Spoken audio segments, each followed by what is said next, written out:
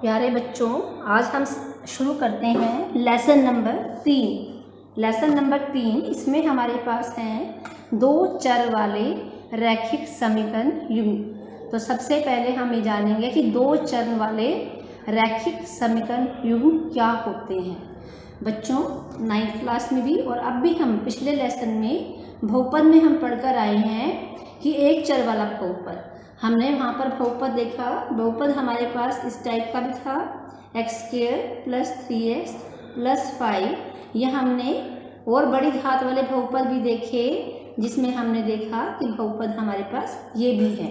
इसको हमने क्या कहा, बहुपद। और इस बहुपद में खास बात क्या है कि ये एक चर वाला बहुपद है। स्टार्टिंग में जब मैंने आप लोगों को बहुपद के बारे में बताया था तो उसमें बताया था कि अगर इंग्लिश का एक ही अल्फ़ाबेट यूज़ हो रहा है तो इसका मतलब ये एक ही चर वाला बहुपद है। इसमें हमने सिर्फ x ही यूज़ किया था।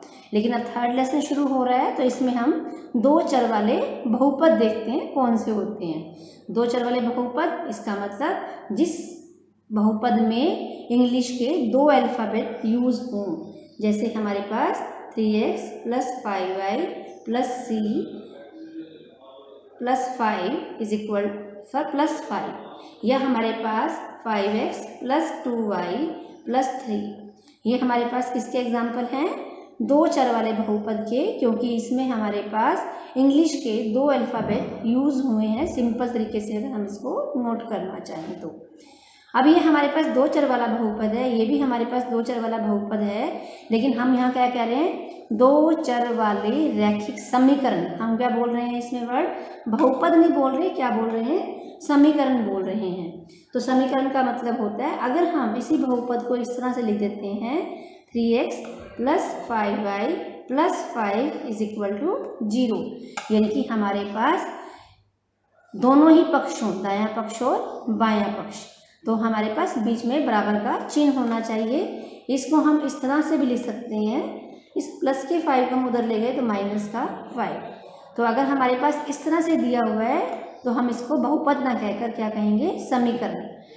तो अब हमारे पास समीकरण युग्म, युग्म का मतलब है पेयर, हमें एक जोड़ा दिया हुआ हो, यानी कि हमारे पास दो चर वाले रैखिक समीकरण। सबसे पहले रैखिक क्या हुआ, हम पीछे ये भी पढ़कर आए थे कि अगर हमारे पास किसी चर की, किसी बहुपद की अगर घात 1 है तो उस बहुपद का नाम क्या होता है, रैखिक बहुपद। क्या होता है, रैखिक बहुपद। इसी प्रकार से हमारे पास, अब हम इसमें चेक करते हैं, यहाँ पर हमें दो चर दिए हुए हैं x और y।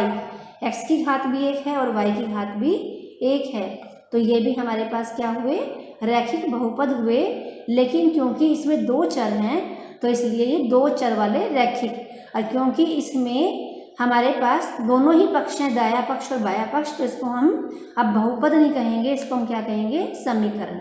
तो ये हमारे पास क्या हो गए, दो चर वाले रैखिक समीकरण। अब हमारे पास वर्ड आया युग्म। युग्म का मतलब होता है जोड़ा, यानी कि हमारे पास दो चर वाले होने चाहिए, रैखिक होने चाहिए और समीकरण होने चाहिए और उनका जोड़ा होना चाहिए। यानी कि मान लो अगर हम स्टैंडर्ड फॉर्म में लेते हैं, हमारे पास स्टैंडर्ड फॉर्म है किसी भी समीकरण की ax + by + c = 0, जिसमें हमारे पास जो a, b और c ये हमारे पास क्या होती हैं, वास्तविक संख्याएं। ये हमारे पास वास्तविक संख्याएं हैं। फर्स्ट लेसन में हम वास्तविक संख्याओं के बारे में पढ़कर आए हैं। लेकिन जो a है और जो b है दोनों ही 0 के बराबर नहीं हो सकते। a और b का मान 0 को छोड़कर कोई भी संख्या हो सकती है, लेकिन दोनों ही 0 के बराबर नहीं होंगे। a, b और c हमारे पास कैसे हैं, वास्तविक संख्याएं, लेकिन ना तो a का मान 0 होगा ना ही b का मान 0 होगा। तो ये हमारे पास स्टैंडर्ड फॉर्म है दो चर वाले रैखिक समीकरण की। अगर हमें इनका युग्म लेना हो तो हम इस प्रकार से ले सकते हैं, a1x b1y + c1 = 0। एक और हमने ले लिया a2x b2y + c2 = 0। तो इसमें हमारे पास ये मतलब हुआ कि दोनों ही बहुपदों, दोनों ही समीकरणों में जो हमारे पास वास्तविक संख्याएं हैं वो अलग अलग हैं। इसमें जो वास्तविक संख्याएं दी हुई हैं वो हैं a1 b1 c1, और इसमें है A2 B2 C2।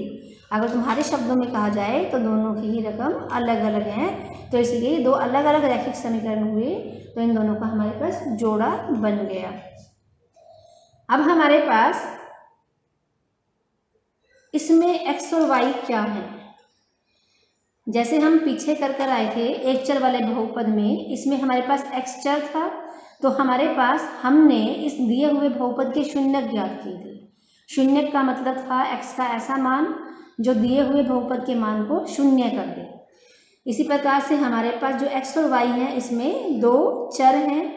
अगर हमें इस समीकरण को, इस रैखिक समीकरण को हल करना हो, या हमारे हल करने का मतलब होता है दायां पक्ष बाएं पक्ष के बराबर लगाना हो, यानी कि हमें ये सब कुछ 0 के बराबर लाना हो, तो इसका मतलब हमें x और y के ऐसे मान ढूंढने हैं जो बाएं पक्ष को दाएं पक्ष के बराबर कर दें। और जो हमारे पास x और y के ऐसे मान आ जाएंगे उसको हम बोलते हैं, वो इस दिए हुए रैखिक समीकरण का हल होता है। क्या होता है? हल। अगर हमारे पास ये वाले रैखिक समीकरण दिए हुए हैं, इनको अगर हम ग्राफ पेपर पर बनाना चाहें तो हमेशा ही ये एक रेखा के रूप में, सीधी रेखा के रूप में हमारे पास, ये रेखा हमारे पास ऐसे भी हो सकती है, ऐसे भी हो सकती है और ऐसे भी हो सकती है, किसी भी प्रकार से। यानी कि अगर हम इन समीकरणों का अगर हम ग्राफ बनाना चाहें तो हमारे पास एक सीधी रेखा बनेगी। क्या बनेगी? हमारे पास सीधी रेखा बनेगी, और x और y का मान जो इन दोनों को बराबर करता है, जो इन दोनों को बाएं पक्ष को दाएं पक्ष के बराबर करता है, यानी कि x और y का जो मान होता है वो इस समीकरण का हल है। समीकरण के हल होने का मतलब है कि हमारे पास वो x और y का मान इस रेखा पर कहीं ना कहीं होगा, इस रेखा पर कहीं होगा, जो हमारे पास इस रेखा का ग्राफ है। तो आज हम आगे बढ़ते हैं। ये हमारे पास जानकारी थी दो चर वाले बहुपद की। आज हम शुरू करते हैं एक्सरसाइज 3.8। एक्सरसाइज 3.8 में हमें शब्दों वाली प्रॉब्लम दी हुई है, और उसमें कहा गया है कि इन शब्दों वाली प्रॉब्लम को पढ़ो और समझो और रैखिक समीकरण युग्म की रचना करो। तो हमारे पास इसमें पहला क्वेश्चन दिया हुआ है, बड़े ध्यान से इसको हमें पढ़ना है कि अल्ताफ अपनी पुत्री से कहता है कि 7 साल पहले मैं तुम्हारी आयु का 7 गुना था। जितने साल की तुम पहले थी मैं उसका 7 गुना था, और अब से 3 वर्ष पश्चात मैं तुम्हारी आयु से 3 गुना हो जाऊंगा। रिप्रेजेंट, इस जो इसने बताई है घटना, इसको बीजगणितीय तरीके से और ज्यामितीय तरीके से व्यक्त करो। क्या कहा गया है? अल्ताफ अपनी पुत्री से कहता है 7 वर्ष पहले मैं तुम्हारी आयु से 7 गुना था, या मेरी आयु तुम्हारी आयु की 7 गुना थी, और आज से 3 वर्ष के पश्चात मेरी आयु तुम्हारी आयु की 3 गुना हो जाएगी। इसको बीजगणितीय रूप से और ज्यामितीय रूप से हल करो। तो बच्चों, आप लोगों के पास बुक है, क्वेश्चन को बड़े ध्यान से पढ़ना है।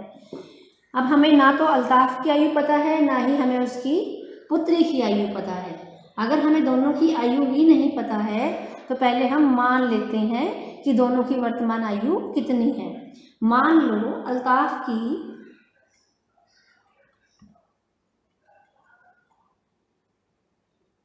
वर्तमान आयु, जैसे बच्चे आज आपको आपकी वर्तमान आयु मान लो 15 साल है, हमें अल्ताफ की आयु पता नहीं है, तो मान लो कितनी है वो x वर्ष। इसी प्रकार से हमने मान लिया पुत्री, यानी कि पुत्री किसकी? अल्ताफ की पुत्री की वर्तमान आयु। दोनों की आयु तो अलग अलग होंगी, तो हम सिंबल भी अलग अलग यूज करेंगे। इसके लिए हमने मान लिया इसकी x वर्ष थी और इसकी हमारे पास क्या आ गई? y वर्ष। अब हमारे पास हमने जो संबंध दिया हुआ है अल्ताफ और उसकी पुत्री की आयु में, उससे हमने पहले बीजगणितीय समीकरण बनाना है। तो हमें दिया हुआ है, अल्ताफ कहता है आज से 7 वर्ष पहले, अगर आपकी आयु आज 15 साल है तो आज से 7 वर्ष पहले कितनी थी? इसके लिए आपको क्या करना पड़ेगा? 15 में से 7 को माइनस करना पड़ेगा। इसी प्रकार से आज अल्ताफ की वर्तमान आयु कितनी है? x वर्ष है। तो आज से 7 वर्ष पहले की उसकी आयु निकालने के लिए हमें क्या करना पड़ेगा?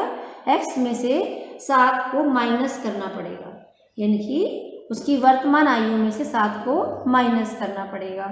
ऐसे ही उसकी पुत्री है, आज उसकी आयु y वर्ष है, तो 7 वर्ष पहले कितनी थी उसकी?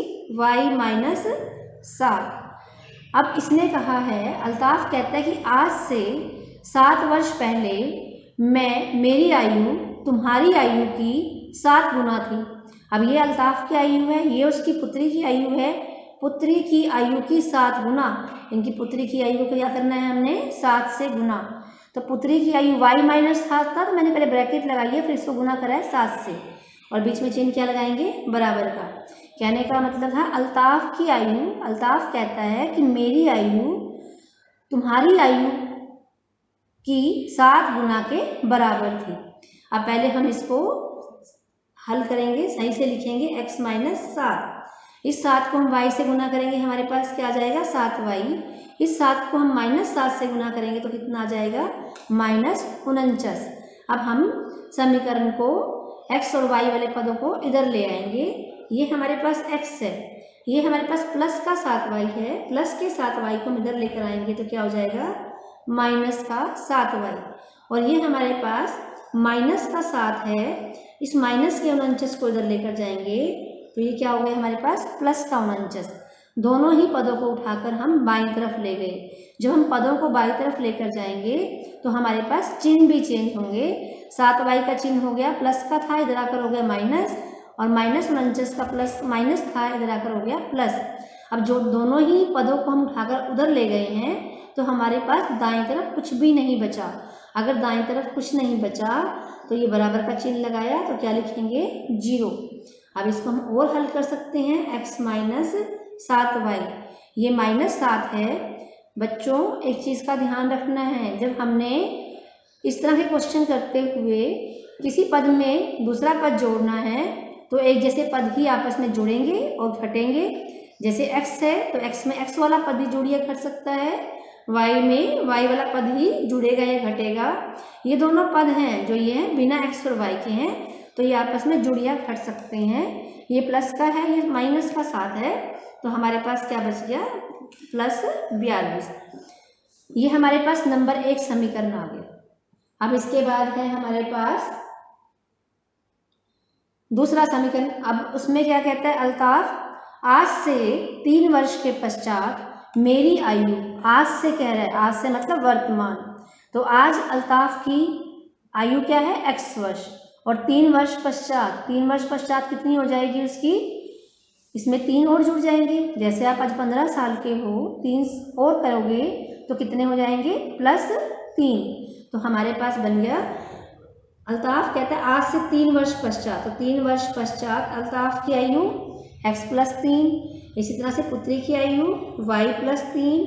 लेकिन अल्ताफ कहता है कि अल्ताफ की आयु पुत्री की आयु की 3 गुना, तो पुत्री की आयु को 3 से गुना करोगे, 3 गुनी हो जाएगी, इनकी 3 गुना के बराबर हो जाएगी। अल्ताफ कहता है कि अल्ताफ की आयु पुत्री की आयु की 3 गुना के बराबर हो जाएगी।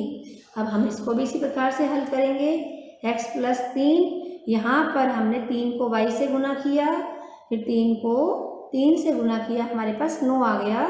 सभी पदों को हम इस तरफ लेकर गए, पहले हमने x वाला पद लिखा, फिर हमने y वाला प्लस 3, और 3y है तो माइनस 3y, प्लस 3 प्लस 9 है तो माइनस 9, बराबर का चिन्ह, क्योंकि दोनों पदों को लेकर पहले यहाँ 2 पद थे, अब यहाँ पर 4 पद हो गए। ये बराबर का चिन्ह है, बराबर के चिन्ह के बाईं तरफ पहले हमारे पास 2 पद थे, जब हम इनको उठाकर इधर ले गए तो यहाँ पर ये 4 पद हो गए, और फिर हमने बराबर का चिन्ह लगाया, दोनों पदों को उधर ले गए तो यहाँ कुछ भी नहीं बचा। तो ये हो गया हमारे पास x माइनस 3y, और ये माइनस 6 बराबर 0। तो ये हमारे पास बीजगणितीय विधि से हमने इस प्रॉब्लम को यहाँ पर रखा। अब हमें क्वेश्चन में क्या कहा गया है, इसको ज्यामितीय रूप से भी रिप्रेजेंट करो। तो हमारे पास ज्यामितीय रूप से करने के लिए अब दो समीकरण दिए हुए हैं। एक तो हमारे पास दिया हुआ है x माइनस 7y प्लस 42 बराबर 0। दूसरा हमारे पास दिया हुआ है, हम इसको ऐसे भी लिख सकते हैं, x माइनस 7y बराबर प्लस 42 को उधर ले जाओ तो क्या बन जाता है, माइनस 42। इसी प्रकार से हमारे पास दूसरा समीकरण दिया हुआ है x माइनस 3y माइनस 6 बराबर 0, या हम x माइनस 3y माइनस 6 को हम उधर ले गए, राइट साइड में ले गए, तो माइनस 6 का क्या बन गया हमारे पास, प्लस 6। अब हमें इसको ज्यामितीय रूप से व्यक्त करना है, तो इसके लिए हमें पहले x और y के मान निकालने होंगे। तो x और y के मान निकालने के लिए हमने एक यहाँ पर टेबल बनाई, यहाँ टेबल बना ली, और इसके लिए भी अलग से एक टेबल बना ली। यानी कि हमें दोनों ही समीकरणों के लिए अलग अलग से x और y के मान की ज़रूरत है। ये हमने लिया x और y। इसी प्रकार से हमने नीचे वाले समीकरण के लिए भी टेबल बनानी है। पहले हम निकालते हैं ऊपर वाले के लिए। हमारे पास क्या दिया हुआ, x माइनस 7y बराबर माइनस 42। पहले इसमें हमने x का मान क्या रख लिया, 0। जैसे ही 0 रखते हैं तो ये क्या हो गया, माइनस के 7y बराबर माइनस के 42। अब y का मान निकालना है, तो माइनस के 42। अब ये हमारे पास माइनस 7, ऐसा नहीं कि माइनस 7 आकर से प्लस का 7 हो जाएगा। हमने इसका संबंध देखना y के साथ कैसा है, माइनस 7 y के साथ गुना हो रहा है, क्योंकि इन दोनों के बीच में कोई चिन्ह नहीं है, और जो संख्या गुना होती है वो यहाँ पर आकर नीचे भाग में आ जाती है। तो माइनस से माइनस कट गया, 42 को 7 से भाग करेंगे तो कितना आ गया, 6। यानी कि हमारे पास आ गया 0 और 6। अब हमने क्या करा है, x का मान हमने रख लिया, या हम इसमें अब y का मान रख लेते हैं, इजी पड़ जाएगा। हम x का भी रख सकते हैं, y का मान रख लिया हमने 3।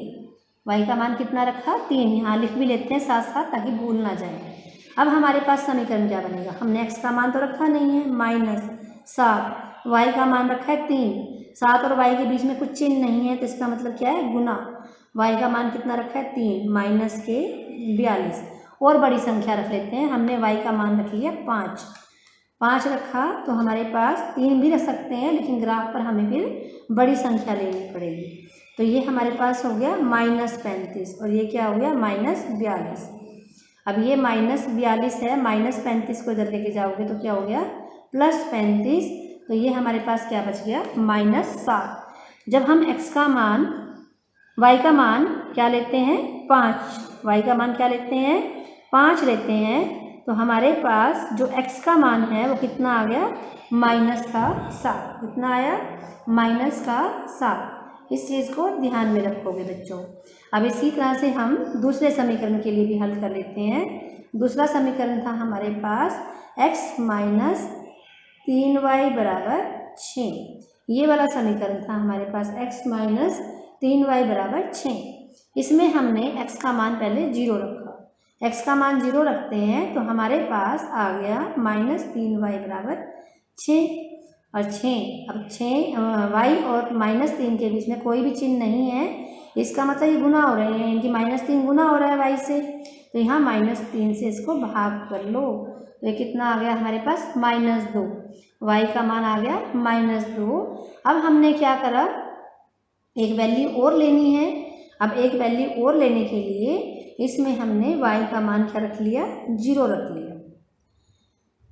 हम x और y का मान रखते हुए ध्यान देंगे कि एक तो हमारे पास छोटी संख्या आए और एक कटने के बाद हमारे पास पूर्ण अंक बच जाए। क्या बच जाए, पूर्ण अंक बच जाए, ताकि हमें ग्राफ पेपर पर ड्रॉ करते हुए दिक्कत ना आए। x माइनस, अब y का मान 0 रखोगे तो 3 गुना 0। अब पता है 3 को किसी संख्या से गुना करोगे तो 3 को 0 से गुना करोगे तो 0 बराबर 6। अब x में से 0 गया तो x ही बचेगा, तो x कितना आ गया हमारे पास, 6। यानी कि इसमें हमने क्या रखा था, y को 0 रखा, तो x कितना आ गया हमारे पास 6। दोनों ही समीकरणों के हमने दो दो हल निकाल लेने हैं ताकि हम इनका ग्राफ बना सकें। इन दोनों का ग्राफ कैसा बनेगा, एक सरल रेखा। अब हम देखते हैं ग्राफ से हमें क्या पता चलता है। ग्राफ आप लोग 9th क्लास में भी सीख कर आए हो और अब भी हमें करना है। ये हमारे पास जो पड़ी हुई रेखा है ये क्या होता है, x अक्ष, और जो खड़ी हुई रेखा है ये हमारे पास क्या है, y अक्ष। अब हमारे पास x की वैल्यूज़ कहाँ तक हैं, इसमें 0 से लेकर 7 -7 तक, इसमें 0 से लेकर 6 तक हमने यहाँ पर ले लिया 1 2 3 4 5 6 7। डिफरेंस इक्वल लेना है। ग्राफ को आप भली भांति जानते हो कि किस तरह से बनाना होता है। इधर हमारे पास मूल बिंदु से दाईं तरफ x के मान सभी माइनस के, ये सारे मान हमने कैसे लेने हैं, माइनस के लेने हैं। अब इस तरह से हमारे पास जो x का मान है वो लेना है। यहाँ पर हमने लिया 1 2 3 4 5 6, नीचे की तरफ लिया हमने -1 -2 -3 -4 -5 -6। अगर और बढ़ाना चाहते हैं तो और भी बढ़ा सकते हैं। अब हम ड्रॉ करना शुरू करते हैं। सबसे पहले x का मान 0 है, x का मान 0 इनकी मूल बिंदु पर x का मान भी 0 और y का मान भी 0। y का मान कितना है, 6, इनकी यहाँ x का मान 0 था, हमें कहाँ तक बढ़ना है, 6 तक। तो जो ये वाला बिंदु आया है ये हमारे पास क्या है, 0 और 6। इस बिंदु को मैंने नाम दिया a। अब दूसरा हमारे पास है x की वैल्यू कितनी दी हुई है, -7, ये हमारे पास -7 रहा, यहाँ हम पहुँच गए। अब y की वैल्यू कितनी है, 5, y की वैल्यू कितनी है, 5। तो यहीं पर हम कहाँ तक बढ़ेंगे, 5 तक बढ़ेंगे। हम स्केल की हेल्प ले सकते हैं 5 तक बढ़ने में। रेखा बिल्कुल सीधी होनी चाहिए, हम यहाँ 5 तक बढ़ गए हैं। यहाँ से ऐसे और यहाँ से ऐसे, जहाँ पर दोनों ही रेखाएं कटेंगी वो बिंदु हमारे पास क्या है, B। ये क्या है हमारे पास, -7 और 5। स्केल की हेल्प से ही हमने दोनों बिंदुओं को मिला लिया। इन दोनों बिंदुओं को हमने स्केल की हेल्प से मिलाना है और आगे बढ़ाना है, आगे बढ़ाना है। तो ये हमारे पास किसका ग्राफ हो गया, ये हमारे पास हुआ x -7y + 42 = 0 का, जो एक सीधी सरल रेखा है। अब दूसरा हमारे पास x का मान कितना है, 0, यानी कि यहीं पर, और y कितना है, -2। हमें कहाँ जाना है, नीचे की तरफ। तो इस बिंदु को हमने क्या नाम दिया, C। इसमें हमारे पास क्या है, x का मान 0 और y का मान 2। निर्देशांक लिखते हुए हमेशा ध्यान रखना है, हमेशा x का मान पहले और y का मान बाद में। अब हमारे पास x का मान 6, ये रहा हमारे पास 6, और y का मान 0। इसका मतलब हमें कहीं पर भी नहीं जाना, हमें यहीं पर रहना है। तो इस बिंदु को नाम दिया हमने 6 और 0। क्या नाम दिया, 6 और 0। अब इन दोनों बिंदुओं को मिला लेते हैं। दोनों बिंदुओं को हमने मिला लिया तो ये हमारे पास दोनों सरल रेखाएं बनी। क्या बनी है हमारे पास, दोनों ही सरल रेखा बनी। तो हमें इसमें इतना ही कहा गया था कि इस प्रॉब्लम को ज्यामितीय रूप से लिखें, बताएं, और बीजगणितीय रूप से लिखकर दिखाएं। तो ये क्वेश्चन आपका हो चुका है। कल हम इसके क्वेश्चन करेंगे, क्वेश्चन नंबर 2 और 3। आज के लिए इतना ही काफ़ी। इसको समझो और जानो। Thank you. Have a nice day.